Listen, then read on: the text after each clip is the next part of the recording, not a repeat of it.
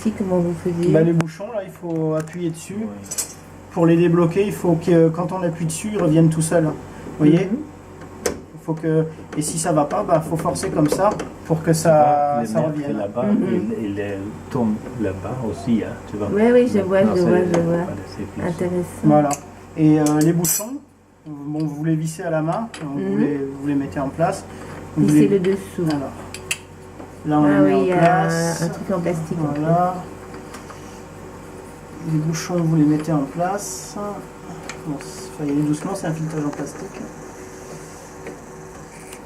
Et ça vous permet de régler le débit.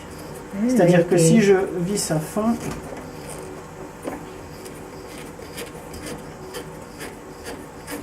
voilà. Donc il ne faut pas le visser à fond, sinon vous n'aurez pas de chauffage. Et en plus de ça, c'est là où la cartouche elle va rester bloquée. Donc si vous ouvrez et que la cartouche elle est bloquée, ben, ça ne s'ouvrira pas. Donc c'est pour ça qu'il faut les enlever et regarder ce qu'il y a en dessous. Donc là, si vous voulez réduire un peu, parce que ça chauffe trop fort et que ça ne chauffe pas assez ailleurs, vous voyez, hop, voilà, là j'ai réglé. Et vous pouvez tous les régler différemment. C'est à votre convenance après. Et généralement, comment est-ce qu'on fait? Parce que c'est à votre ressenti. Mais il faut savoir où ils vont, parce que je vois qu'il y a des lettres. Ça, si vous n'avez pas de plan... Mais on a ces lettres. Je crois qu'il est mis chaque fois.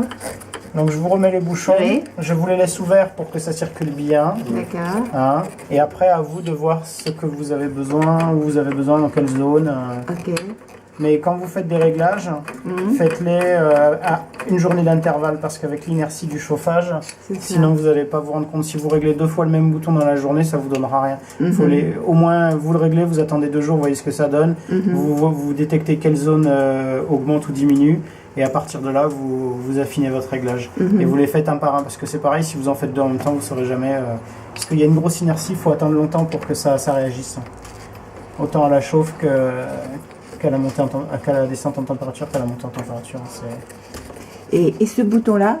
Non, ça vous y touchez pas, c'est la sécurité de température. Ah, parce que j'y avais touché un peu. Non, ça, c'est pas pour régler la température, c'est la sécurité de surchauffe. Si vous mettez trop fort, si votre chaudière, elle monte en température, justement pour pas que ça claque le carrelage, là, ça va couper la chaudière. D'accord. C'est la sécurité de surchauffe. Et la sécurité peut passer de température 40 degrés ou 35. Et ce bouton-là, ça c'est pour l'eau, non? Les deux là, c'est pour le remplissage de l'eau. La fameuse pression qu'on voit ici. Ah, ok. Et ça, on doit s'en occuper? Oui. Si là, on était en orange, j'en ai remis un peu, on est revenu au vert. Ok.